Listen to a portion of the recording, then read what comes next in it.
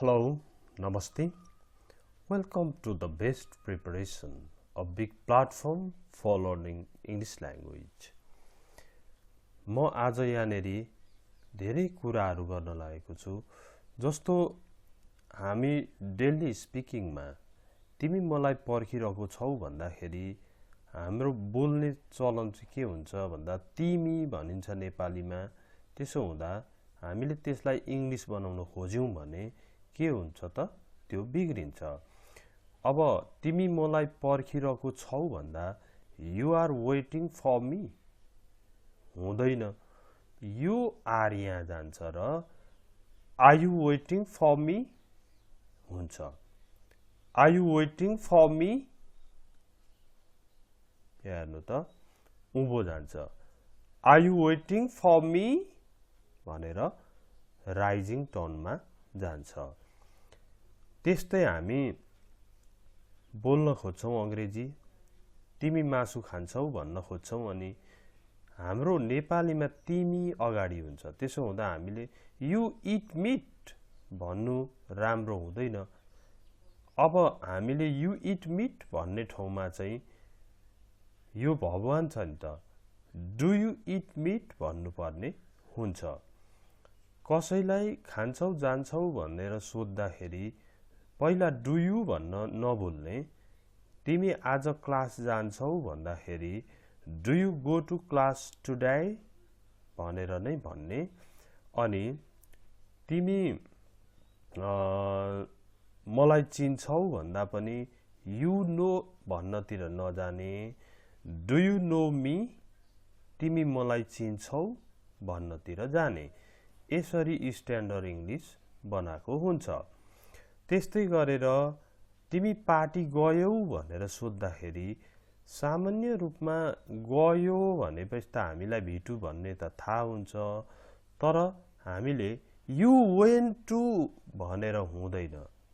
तिमी पार्टीमा गयौ भन्दा you went to the party भनेको भरमा हुँदैन। बरु कसैलाई गयौ, खायौ, किन्यौ भन्नु पर्यो भने पहिला डिड यु भन्ने अनि भगवान लगाइदिने। Did you go to the party, तिमी पार्टीमा गयौ भएर यो राइट भइहाल्यो। अनि गयौ भन्दा त वेन्ट हुनुपर्ने होइन र भन्दाखेरि चाहिँ वेन्ट हुनुपर्ने, तर यहाँ डिड ल्याइयो, भिटुको काम त यसले गर्यो। त्यसो हुँदा गयौ, खायौ, किन्यौ भन्दा डिड यु भन्ने भिवान लगाउने। अनि जान्छौ, खान्छौ, किन्छौ भन्दा डु यु भन्ने भिवान लगाउने। अब यो दुईटामा कम्पेयर गरेर एकपल्ट फेरि हेर्नुपर्ने हुन्छ। यस्तै गरेर अगाडि बढ्नुपर्छ। जस्तो तपाईले कसैलाई फोन नम्बर हो यो, फोन नम्बरमा यहाँ हेर्नुहोस् है, जान्छौ भनेर पनि हामी सोध्छौं मान्छेलाई, कहिलेकाहीँ फेरि गयौ भनेर पनि सोध्छौं। यसरी जान्छौ भन्दा चाहिँ तपाईको दिमागमा डु यु हुन्छ भन्ने बुझिहाल्नुहोस्। जान्छौ भन्दा डु यु गो, अब कहाँ हो, कलेज जान्छौ भन्दा do you go to college भन्नु पर्यो। पार्टीमा जान्छौ भन्दा do you go to the party भनेर सोध्नु पर्यो। अनि जब तपाईले गयौ, खायौ भनेर सोध्नु पर्यो कसैलाई भने चाहिँ डिड यु भनिहाल्नुहोस्। पहिला गयौ, खायौ, देख्यौ भन्ने बित्तिकै डिड यु भन्नुहोस् अनि भगवान लाउनुहोस्। गयौ भयो, गयौ भयो। अब जान्छौ भन्दा डु यु गो भयो, गयौ भन्दा डिड यु गो भयो। यति जानेपछि कसैलाई तपाईले किन्छौ भन्दा र किन्यौ भन्दाखेरि फरक हुन्छ भन्ने कुरा बुझ्नु पर्यो। अब किन्छौ भन्ने बित्तिकै चाहिँ तिमी किन्छौ भन्दा नि डु यु भनिहाल्नुहोस् है। डु यु बाई भनेको किन्छौ भयो भने किन्यौ भन्दाखेरि डिड ल्याइहाल्नुहोस्। तर बाई चाहिँ बाई नै हुन्छ है। यहाँ हेर्नुहोस् त, किन्छौ डु यु बाई किन्यौ डिड यु बाई ओके किन्छौ डु यु बाई भयो भने किन्यौ भन्दा डिड यु बाई भयो अब यो डु र डिड को प्रयोग चाहिँ तपाईले सायद बुझ्नुभयो होला कसैलाई जान्छौ खान्छौ भन्दा डु यु भन्ने V1 लाउने गयौ खायौ पढ्यौ लेख्यौ किन्यौ गयौ भन्दाखेरि चाहिँ डिड यु भन्ने V1 लाउने यति दुईटा भयो यसरी क्वेशन बनाइछ अब अरु क्वेशनहरुका कुरा गरौं जस्तो हामीले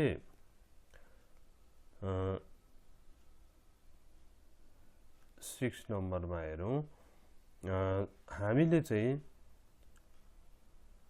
तिमीले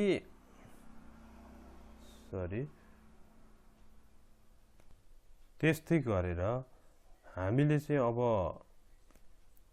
कसैलाई 6 नम्बरमा हेर्नुहोस् है तिमीले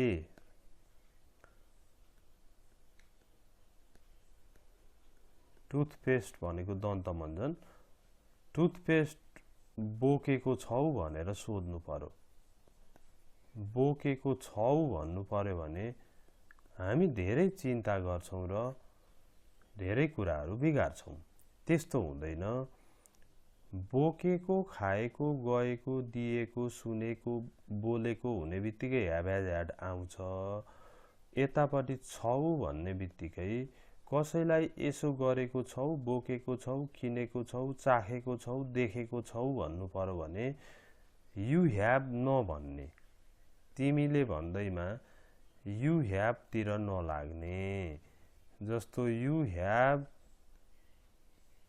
क्यारिड मानु युअर पनि थप्दियौ your toothpaste PAST paste you have carried your toothpaste भन्यो भने यो चाहिँ हाम्रो नेपाली अनुसारको क्वेशन भयो यही यु ह्याभ लाई तपाईले ह्याभ यु बनाउने बित्तिकै यो चाहिँ राइट क्वेशन चाहिँ यसरी ह्याभ यु बनाउनु पर्छ अब have you carried your toothpaste TOTH PASTE paste भयो है have you carried your toothpaste भन्ने बित्तिकै यो स्ट्यान्डर्ड क्वेशन बन्यो अनि सर्टकटमा चाहिँ कसरी बुझ्नु पर्छ भन्दाखेरि कसैलाई एको छौ बोकेको छौ देखेको छौ यस्तो देखेको छौ हो बोकेको छौ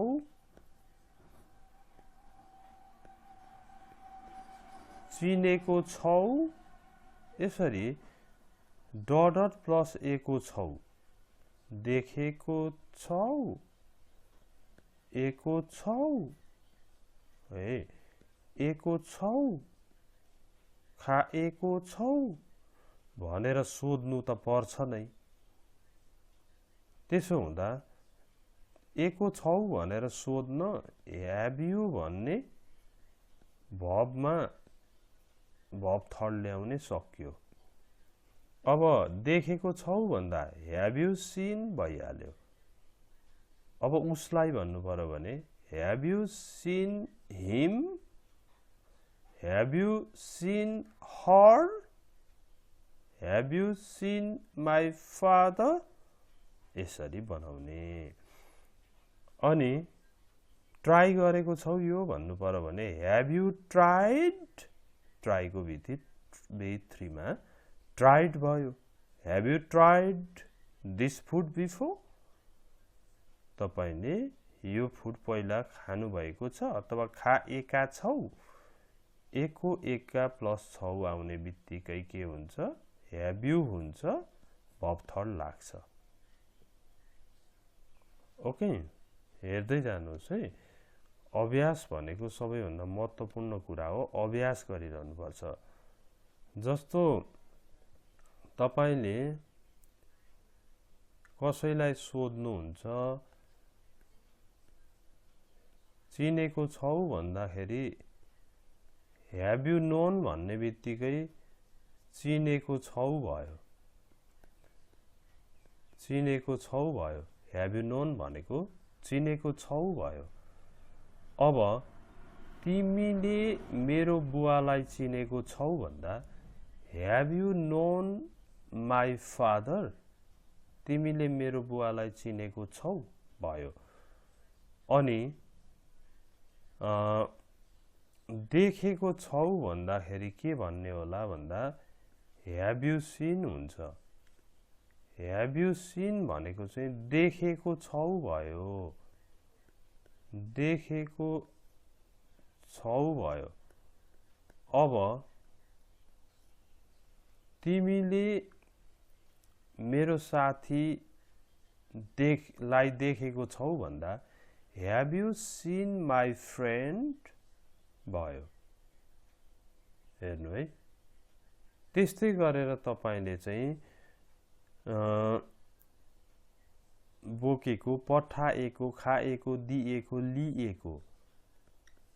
लिएको छौ भनेर सोध्नु पर्यो के लिएको भन्दा तालिम लिएको होला अब लिएको छौ भन्नु पर्यो भने have you taken भइगयो सिधै एका छौ भन्ने एको छौ भन्ने बित्तिकै have you भन्ने verb 3 जोड्ने अब have you taken लिएको छौ भयो अब तिमीले कम्प्युटर तालिम लिएको छौ त भन्दा have you taken computer training भयो नि त एको छौ एका छौ हुने बित्तिकै यो हुन्छ अनि कसैलाई सम्मान गरेर लिनु भएको छ भने पनि have you नै हुन्छ verb 3 हुन्छ ओके अब तपाई कहीँ जानु भएको छ साथीलाई तपाईले सोध्न मन लाग्यो तिमीले कुनै खानेकुरा बोकेका छौ कुनै खानेकुरा बोकेको छौ अब तपाईलाई एकदमै भोक लागे जस्तो भयो सञ्चर नहुने अवस्था भयो पसलहरु छैन साथीलाई तिमीले कुनै खानेकुरा बोकेको छौ भनेर सोध्नु पर्यो इंग्लिशमा भने मलाई इंग्लिश आउँदैन भन्नु भन्दा पनि बोकेको छौ भने त have you मा भित्री जोड्ने हो त्यसो हुँदा have you भइगयो बोकेकोलाई क्यारिड नै राम्रो हुन्छ अब क्यारिड ब्रट टेकन जे लगाए पनि हुन्छ have you carried any food हेर्नु त have you carried any food कुनै खानेकुरा बोकेको छौ त भनेर सोधेको हो अब सोध्न त हामीले निकै जानियो राम्रो तवरले आन्सर दिन पनि जान्नु पर्यो त्यति भयो भने के हुन्छ कम्युनिकेसन हुन्छ अब आन्सर दिन सिकौं जस्तो 1 नम्बरमा हामीले Are you waiting for me भन्ने पढ्यौं अब Are you waiting for me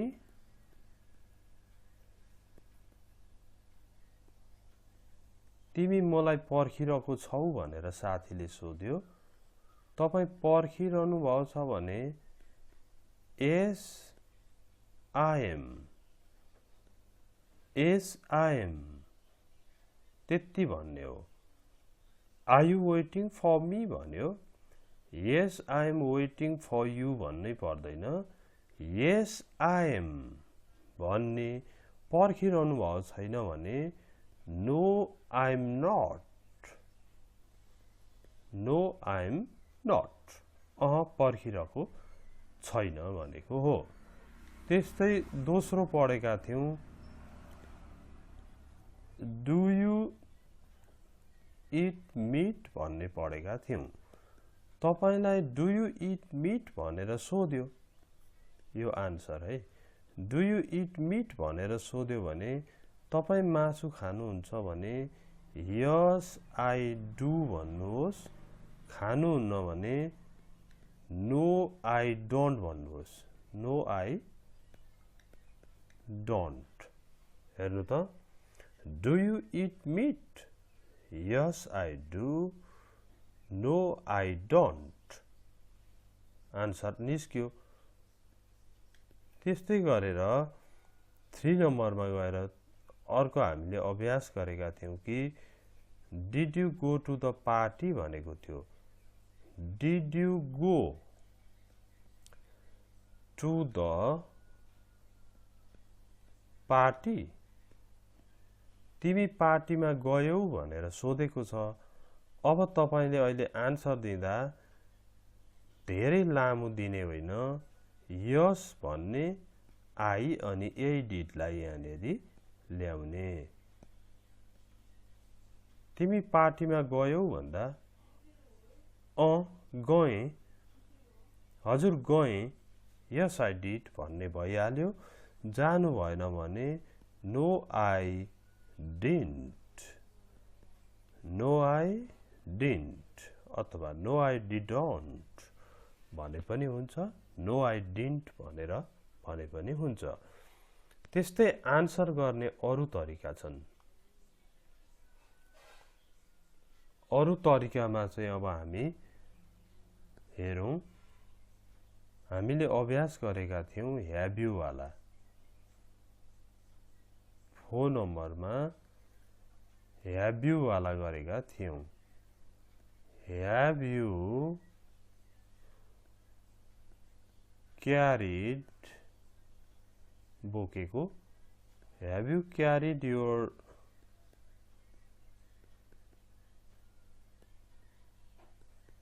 toothpaste, have you carried your toothpaste भन्दा तपाईले उत्तर दिनुहोस् यस आई, यही ह्याभलाई यहाँ ल्याउनुहोस्, एस आई ह्याभ, हजुर बोकेको छु।